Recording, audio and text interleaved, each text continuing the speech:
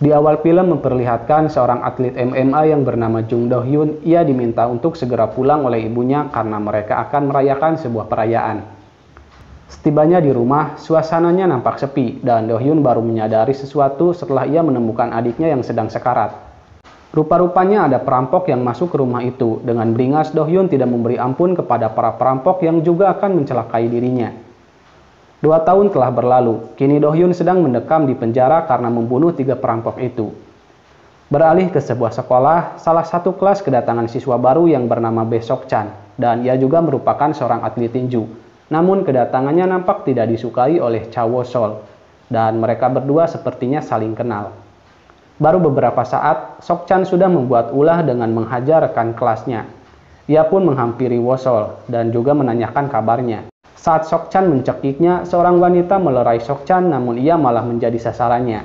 Wo Sol pun memohon untuk tidak melukai wanita itu. Akan tetapi Wo Sol malah kena hajar si Sok Chan. Dengan perasaan tak karuan, Wo Sol menodongkan ballpoint kepada Sok Chan. Dan Sok Chan menantang, cobalah jika Wo Sol berani melukainya. Tanpa diduga, Wo Sol pun menancapkan benda itu di matanya.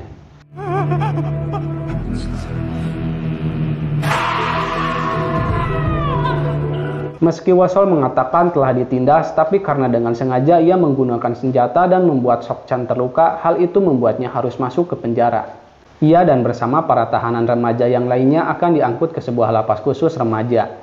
Rupanya di sana juga ada Do Hyun yang mungkin akan dipindahkan. Setibanya di sana, Wo Sol dihampiri seseorang yang bernama Ah Hyun Min.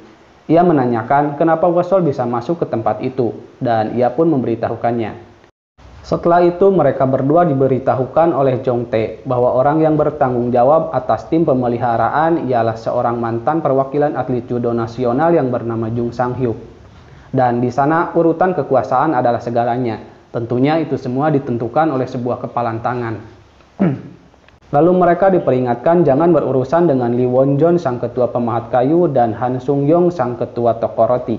Namun mereka masih kalah oleh ketua pemeliharaan yaitu Jung Sang Hyuk.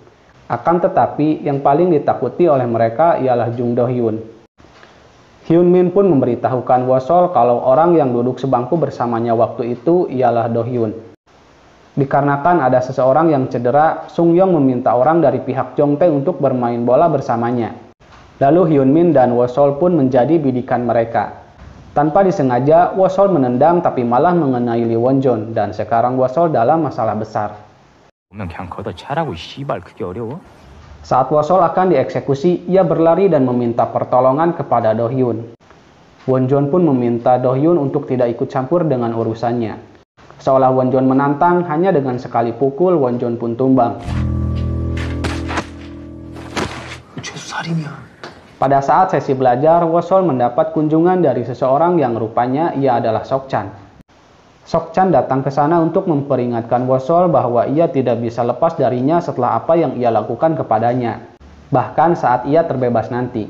Tak hanya ancaman dari luar, dari dalam lapas pun Wo Sol tidak bisa hidup tenang.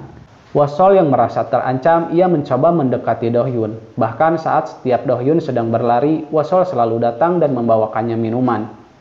Kali ini Wo Sol memberanikan diri untuk meminta mengajarinya berlatih bela diri. Ia berharap agar tidak ada lagi yang menindasnya.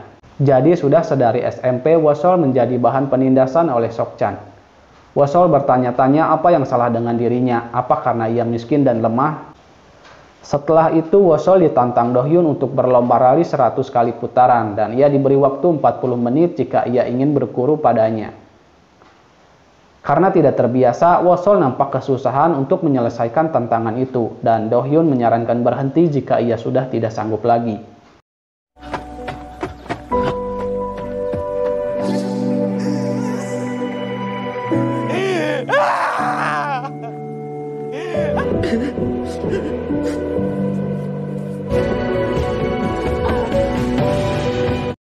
Hingga pada akhirnya ia pun tak sadarkan diri. Setelah itu, kepala lapas berterima kasih kepada Do Hyun karena suasana tempat itu menjadi lebih baik, dan jika Do Hyun membutuhkan sesuatu maka jangan sungkan untuk mengatakannya. Tak berselang lama, Wo Sol dipindahkan dan itu membuat teman-teman sekamarnya bertanya-tanya. Rupanya ia dipindahkan ke kamar Do-hyun. Tanpa basa-basi, Do-hyun langsung menyuruh Wosol untuk melakukan push up. Dan berita kepindahannya sudah diketahui oleh Wonjun. Wosol terus dilatih untuk menjadi lebih baik dan ia diberikan asupan nutrisi yang seimbang. Bukan hanya fisik, ia juga dilatih bela diri.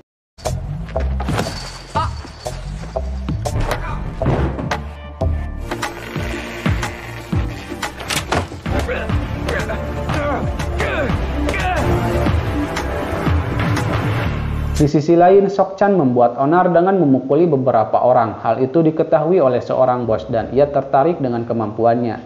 Sok-chan pun ditawari sang bos untuk bekerja kepadanya. Kembali ke Wosol, ia ditanya oleh Hyunmin kenapa dirinya berlatih sebegitu kerasnya dan Wosol mempunyai motivasi tersendiri untuk itu. Hyunmin juga memberitahukan kalau Do-hyun akan dipindahkan ke penjara dewasa. Saat berlatih, kali ini Wosol kehilangan konsentrasinya. Lalu ia menanyakan apakah Do-hyun akan dipindahkan ke penjara dewasa. Meskipun demikian, Do-hyun tidak akan bisa merawat Wosol selamanya.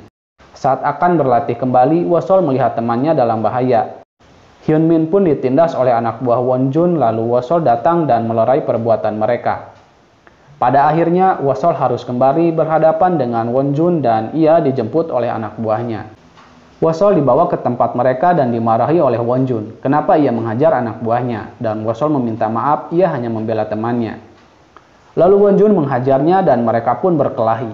Bisa dibilang pertarungannya cukup seimbang.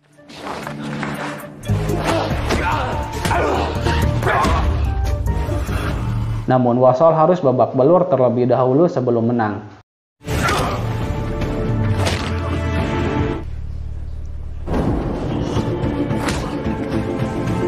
Lalu Do-hyun pun datang dan menghentikan perkelahian itu. Di sisi lain, rupanya Sok-chan menjadi tukang pukul. Beralih ke Wosol, kali ini ia mendapatkan makanan yang lebih banyak dari biasanya. Lalu ia kembali berlatih dengan Do-hyun. Do-hyun mengingatkan Wosol untuk tetap fokus dan jangan lemah, dan latihan itu akan menjadi yang terakhir untuk mereka. Menurut Do-hyun, Wosol telah melampaui batas ekspektasinya. Serta menurutnya, Wosol seperti ikan hiu yang tidak punya gelembung renang. Ia harus terus bergerak, jika tidak, ia akan mati. 그래서 태어나서 죽을 때까지 끊임없이 움직여야 돼. 멈추지 마라. Wosol nampak sangat kehilangan dengan sosok gurunya itu, namun kehidupan masih terus berlanjut.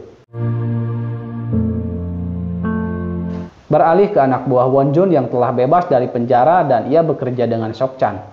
Ia menceritakan sosok Wosol yang telah mengalahkan bosnya sewaktu di penjara. Lalu Jung Sang-hyup yang baru keluar dari tempat isolasi telah mendengar berita kekalahan Wonjun. Di sisi lain, Han Sung-yong menantang Wosol untuk berduel dengannya, dan jika Wosol menang, ia akan menuruti perintahnya, begitupun sebaliknya. Wosol ingin Sung-yong tidak lagi menindas yang lain, dan duel itu akan dilakukan pada 5 hari ke depan. Sang ketua pemeliharaan telah kembali, begitupun dengan Wosol. Dan sang ketua menanyakan apakah Wosol ingin menggantikan posisinya di sana, namun Wosol tidak tertarik untuk itu. Kini waktunya telah tiba, Sung-yong dan yang lainnya menunggu Wosol. Akan tetapi Wosol sedang mendapat kunjungan dari Sok-chan. Kali ini obrolan mereka lebih ke saling siap untuk bertarung. Rupa-rupanya Sang Hyup tidak ingin lagi ada perkelahian di antara para napi, ia inginkan perdamaian. Lalu Wosol pun datang, dan tanpa basa-basi mereka langsung saling hajar. Kekuatan Sang Hyung nampak terlihat di kakinya.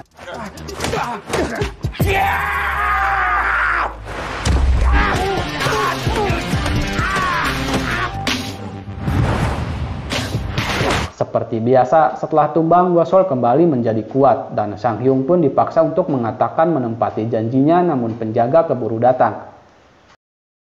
Di dalam ruang isolasi, Wosol masih terus berlatih.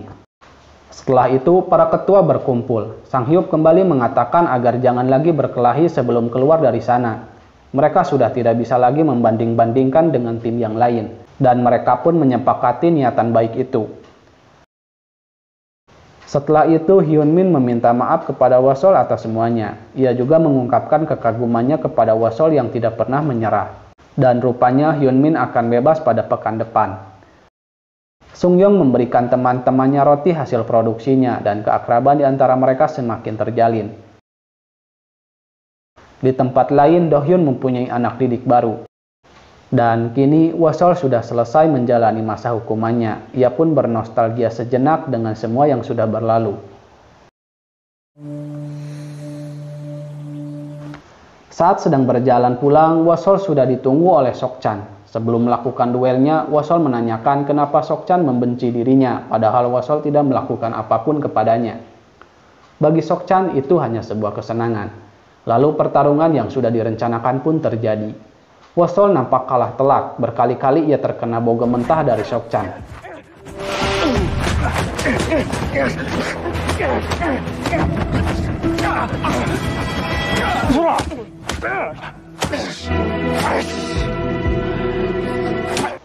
Namun seperti biasa, Wasol kembali kuat setelah terlebih dahulu babak belur. Setelah adu kekuatan kepala, akhirnya Sok Chan menyerah dan Wasol pun pulang dengan kemenangan.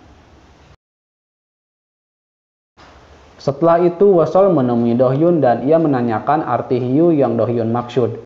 Dan ia pun baru terpikir sekarang bahwa yang dimaksud Do Hyun tentang hiu adalah diri Wasol sendiri. Lalu film pun selesai. Bijaklah dalam menyikapi sebuah peristiwa. Sampai jumpa di video selanjutnya. Wassalam.